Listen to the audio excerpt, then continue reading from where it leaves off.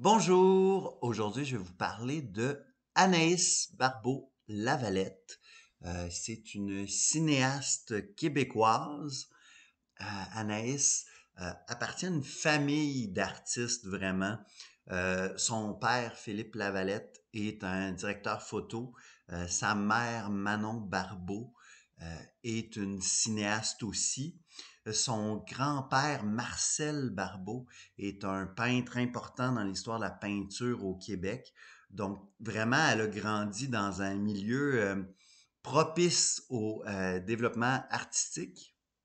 Ce qui est drôle, c'est que j'ai entendu sa mère dire que quand elle était jeune, elle cherchait pas du tout à être artiste. Anaïs allait d'abord vers le travail social. Heureusement pour nous, elle a changé d'idée et elle a fait du cinéma et aussi des livres. Et c'est important dans sa carrière parce que au début, les deux premiers films vont être nourris par son écriture. Elle va écrire Je voudrais qu'on m'efface.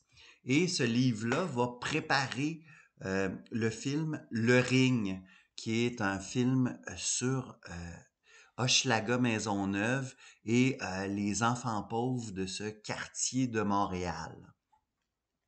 Elle va écrire également Embrasser Yasser Arafat.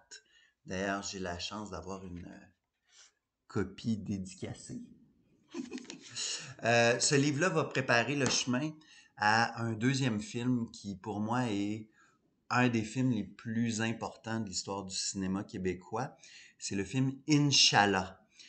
Ce film-là est un des rares films au Québec à aborder la question palestinienne. Euh, et c'est un film qui l'aborde très bien. C'est une question qui est pas facile et ce film-là touche au cœur du problème à mon sens. C'est le point de vue d'une médecin qui s'en va faire du travail humanitaire là-bas et qui doit, comme souvent dans les programmes humanitaires, rester à distance. Elle doit rester neutre par rapport au conflit. Ce qu'on se rend compte, c'est que dès qu'on se met à côtoyer les gens puis à les aimer, c'est pas possible de rester neutre. Donc ça, c'est ces deux premiers films qui vont être nourris par les livres qu'elle écrit. Après ça, le rapport entre écriture et cinéma va changer. Elle va se mettre à adapter des œuvres littéraires. Il va y avoir La déesse des mouches à feu, qui est un roman de Geneviève Peterson qu'elle va mettre au cinéma. Et il va y avoir Chien blanc, qui est un roman de Romain Gary, qu'elle va également mettre au cinéma. Chacun de ces films est absolument magnifique. Ce qui est agréable avec Anaïs Barbeau-Lavalette, c'est qu'elle perd jamais de vue le travail esthétique et ce, même si on a l'impression que ce qui est au centre du film, c'est un propos politique. Dans Inch'Allah, il est question de la Palestine, de son statut, de la répression. Lorsqu'on arrive à Chien blanc, ben là, il est question de racisme aux États-Unis.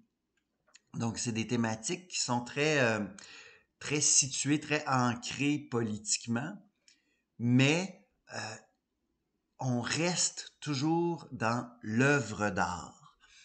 Anaïs Barbeau-Lavalette fait partie de ces femmes réalisatrices qui apparaissent dans les années 2010. Il va y avoir vraiment un boom en 2010 au Québec du côté du cinéma féminin et on va voir apparaître vraiment une pluie de réalisatrices toutes plus passionnantes les unes que les autres.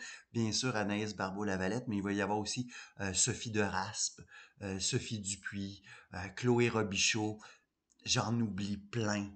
C'est une période vraiment faste pour le cinéma québécois. Retournez voir à peu près tous les films faits par des femmes dans ces années-là sont bons.